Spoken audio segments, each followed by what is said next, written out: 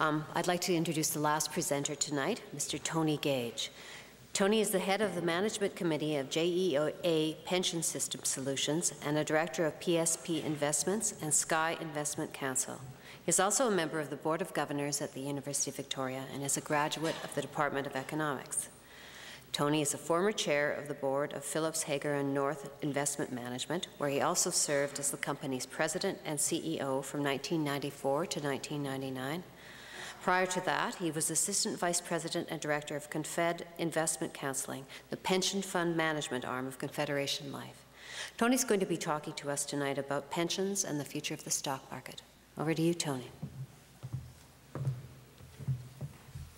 I should start out by saying I worked at Confederation Life.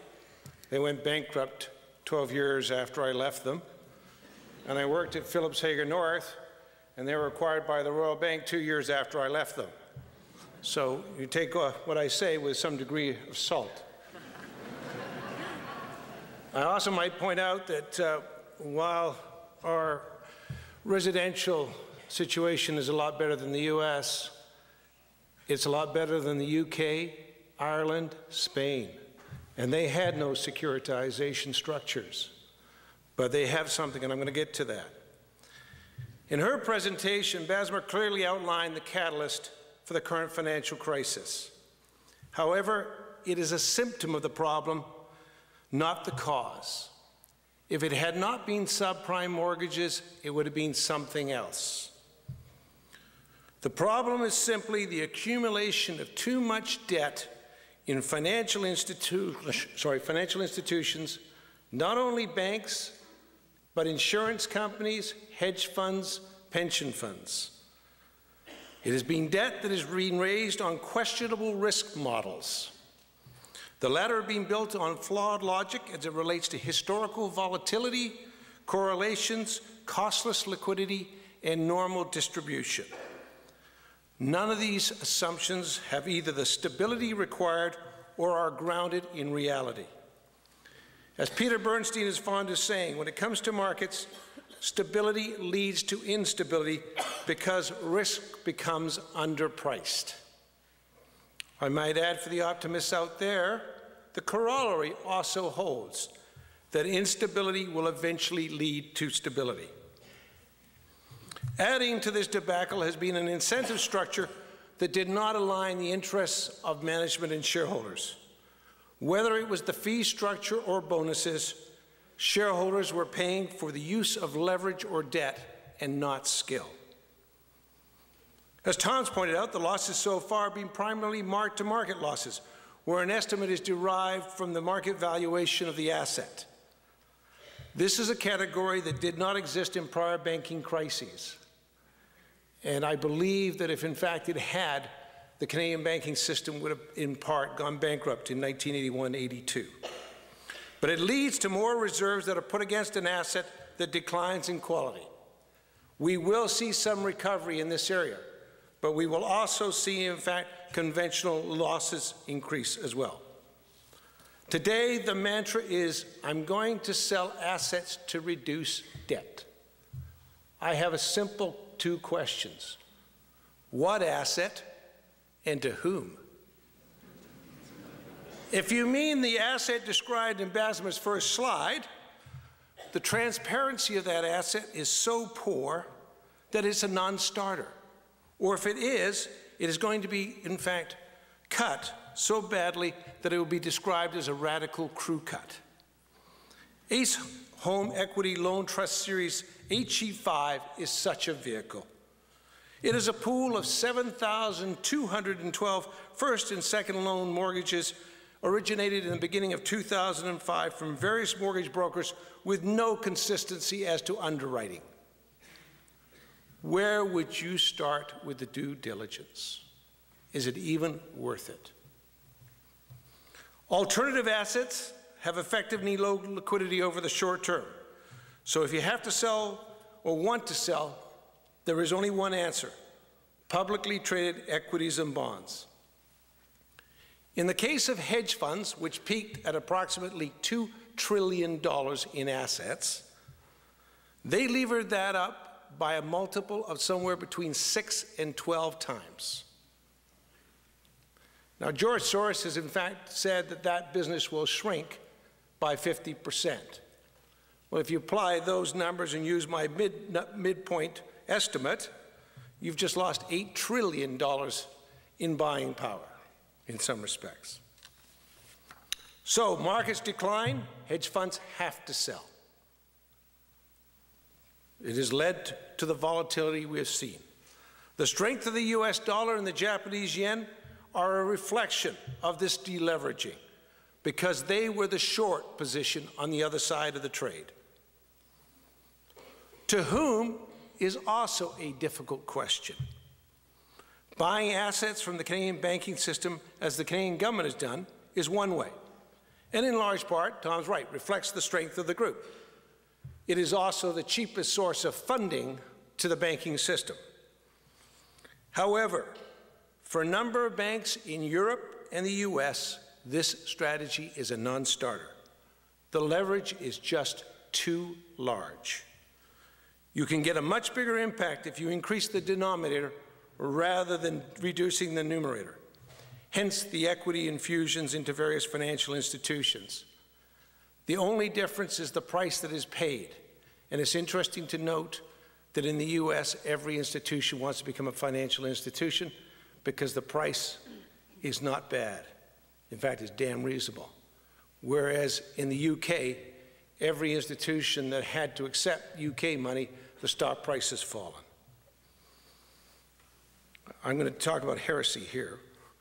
As an old money manager, I did not put much stock in economic forecasts. I've always had difficulty reconciling an economic forecast to the outcomes of either the stock market or the bond market. That's because they try and discount the future. Whether they're right or wrong, they make that attempt. What do we know today? Well, we know that credit spreads, as shown by Tom, have widened dramatically. In some cases, spreads are far wider than anything experienced since World War II. Unfortunately, there's also a liquidity frenzy in the marketplace. This is evidenced by the simple fact that you can sell the on-the-run 10-year Treasury bond and buy a non-liquid U.S. Treasury bond of the same term and pick up 0.75% per year. Pales in comparison maybe to Tom's spread of 1% net, but there's no risk taken in this equation. That aside, my view is the bond market is discounting at least a severe recession in the face of monetary easing of unprecedented scale and the expectation of an aggressive fiscal package. Let me put some numbers to Graham's points. On September the 24th, the assets of the Federal Reserve crossed $1 trillion.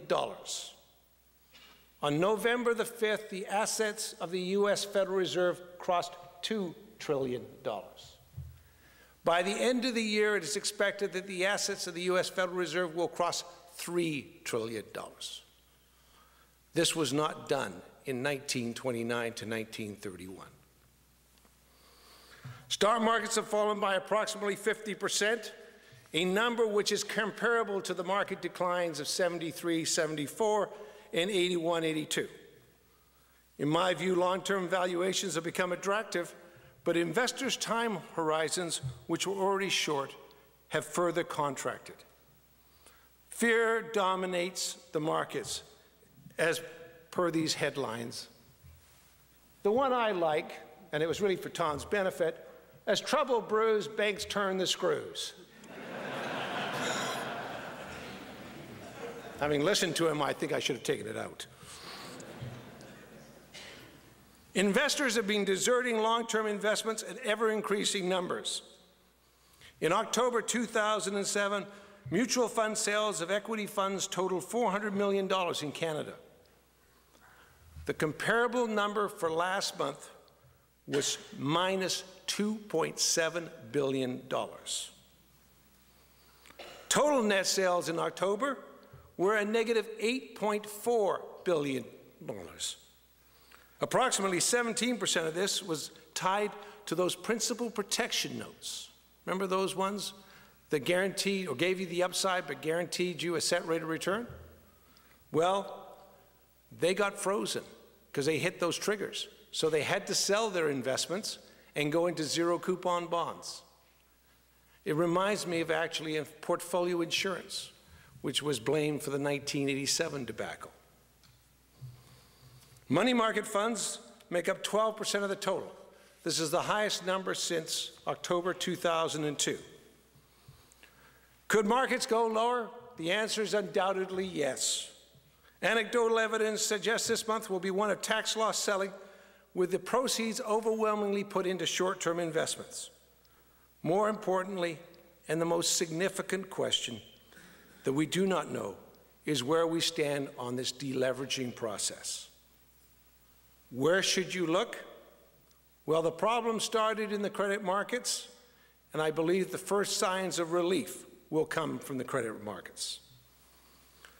Needless to say, the decline in equity markets and the widening of credit spreads has negatively impacted the state of health of pension funds.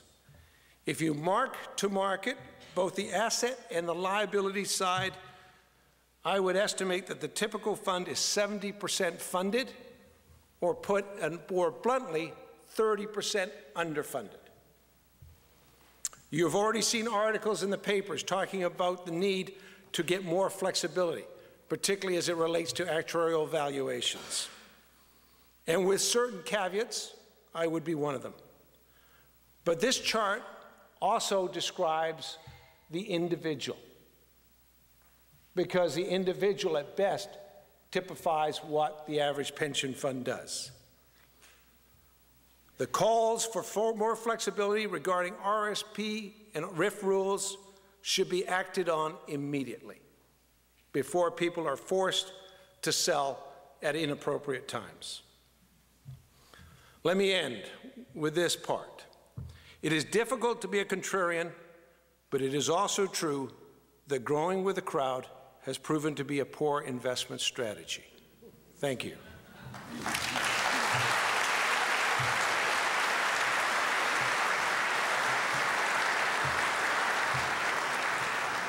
Thank you very much, Tony, and thank you all panelists for those thought-provoking and comprehensive remarks.